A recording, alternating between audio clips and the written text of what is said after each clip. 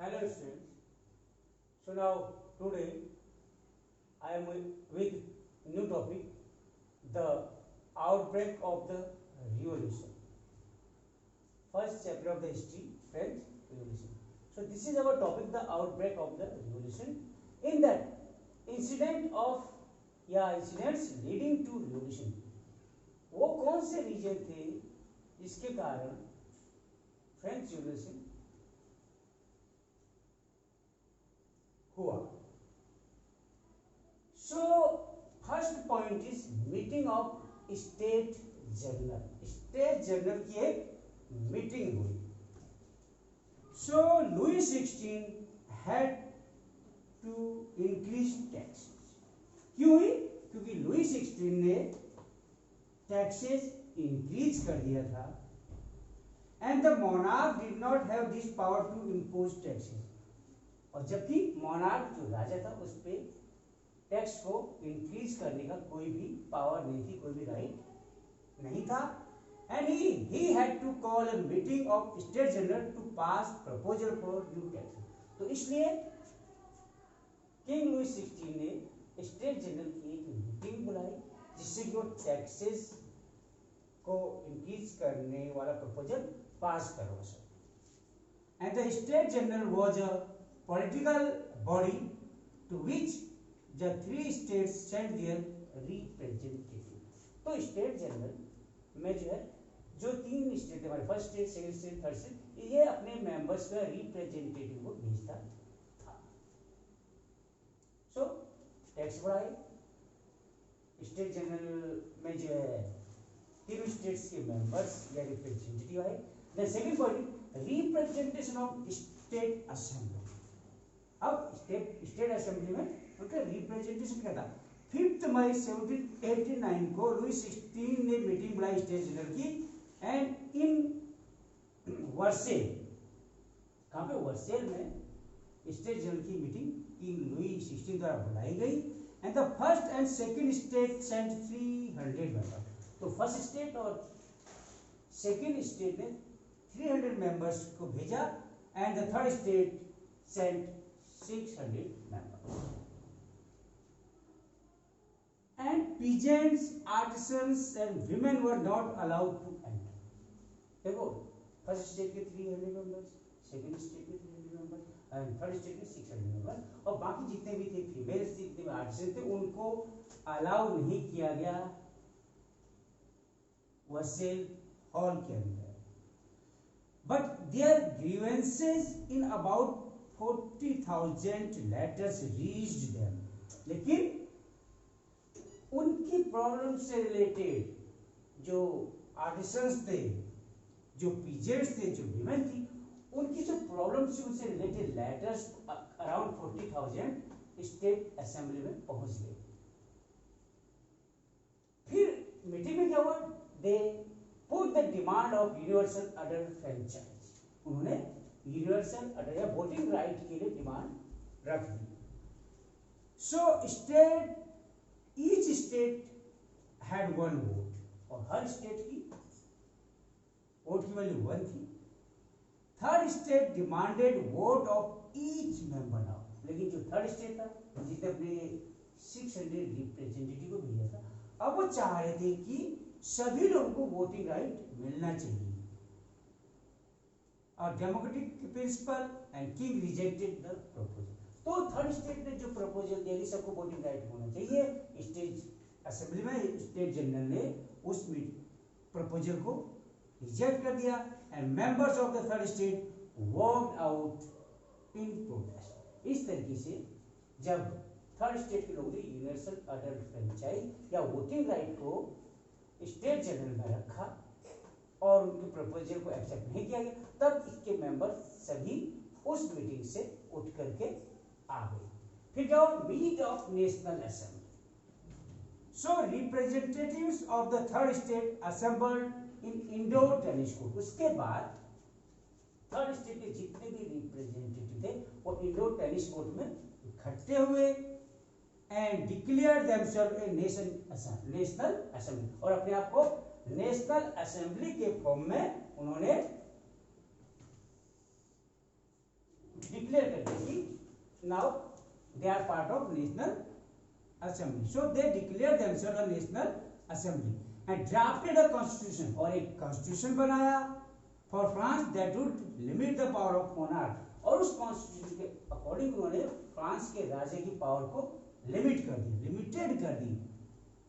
And this was led by Mirabeau and Abbé Sieyès. And Abbé Sieyès written one pamphlet and he asked what is the third state. Then socio-economic condition of France.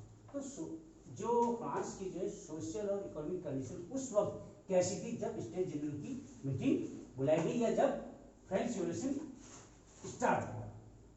So a severe winter, bad harvest led to rise in bread prices. बहुत ज्यादा सर्दी पड़ी जिससे जो है production कम हो गया. Production कम होने के कारण ब्रेड की कीमतें बढ़ने लगी. Suppliers hoarded and after spending hours in long queues, crowd angry women stormed in shops. जब बहुत देर तक लोग लाइन में खड़े रहने लगी, उनका नंबर नहीं आया या उनको खाना नहीं मिल पाया, खाने की चीज नहीं मिल पाई, उसके बाद महिलाओं ने क्या किया, वो जो दुकानों के अंदर घुस गई. They attacked on the shop. King ordered troops to move into Paris. तो उसके बाद राजा किंग लुई 16 ने अपनी आर्मी को ऑर्डर किया कि वो पेरिस सिटी के अंदर एंटर करें. और on July 14 agitated crowd stormed and destroyed the Bastille fort. तो 14 जुलाई 1789 को 14 जुलाई 1789 को लोगों ने अपनी आवाज राजा के अगेंस्ट रेज की और बेस्टाइल जो फोर्ट था उसको तोड़ दिया, तहस नहस कर दिया और बहुत से जो बिजनेस थे उनको फ्री करा दिया. After the peasants revolt. So rumors that feudal lords would send team to destroy ripe crops. फिर ये रिमर, ये अफवाह फैली कि जो है किंग लुई 16 ने अपनी आर्मी भेजी है लोगों की जो है खड़ी हुई फसलों को बर्बाद करने के लिए. डर के कारण caught in fear, peasants with other tools attacked the residence of landlords. उसके बाद लोगों ने खासकर स्पेशली पीजेंट्स अपने टूल के साथ, अपने हथियारों के साथ लैंडलॉर्ड के मकान में अटैक करने लगे. उन्होंने लैंडलॉर्ड के मकान को लूटा, वहां जितने भी चीजें इकट्ठी की थी, होड़ की थी, जमा की थी, उन ग्रेन को लोगों को बांट दिया. And but documents having records, और जितने भी डॉक्यूमेंट्स है, जितने भी रिकॉर्ड थे सबको जला दिया. And nobles fled to neighbours state to save their life, और जितने भी जमींदार थे, जितने भी नोबल्स थे, वो वहां से भाग गए और दूसरे शहरों में जाकर के छिप गए. Means nobles fled to neighbours states to save their life, और अपने आप को इस तरीके से बचाने लगे. After that recognition of national assembly, फिर नेशनल असेंबली को रिकॉग्निशन पहचान मिली. So Louis 16 finally gave recognition to national assembly. जब इतना सब कुछ हो गया, पूरी फ्रांस की जनता लुई 16 के अगेंस्ट हो गई, तब उसने जो नेशनल असेंबली को मान्यता दे दी. एंड ऑन 4 अगस्त 1789, 4 अगस्त 1789, इस समय क्या हुआ, 4 अगस्त 1789 को this assembly passed a decree abolished feudal system. तो इस असेंबली ने, नेशनल असेंबली ने एक लॉ पास किया जिसके कारण जितने भी फ्यूडल सिस्टम थे उनको खत्म कर दिया गया। Members of clergy to were forced to give up their privileges, और जितने भी नॉबल्स थे, जितने भी मेंबर्स ऑफ क्लर्जी थे, इन सब को अपने जो स्पेशल राइट्स मिले थे उन सब से हाथ धोना पड़ा। थीथेज एबोलिश्ड, जो टैक्स था थीथेज उसको खत्म कर दिया गया। Lands owned by church were confiscated, और जो चर्च के द्वारा लैंड अपने अंडर लिया गया था उस लैंड को भी उससे छुड़ा लिया गया और लोगों में डिस्ट्रीब्यूट कर दिया गया। तो this way the outbreak of the revolution took place and these were the incidents lead to revolution. तो इन सभी कारणों से फ्रेंच रिवॉल्यूशन 14 जुलाई 1789 को हुआ।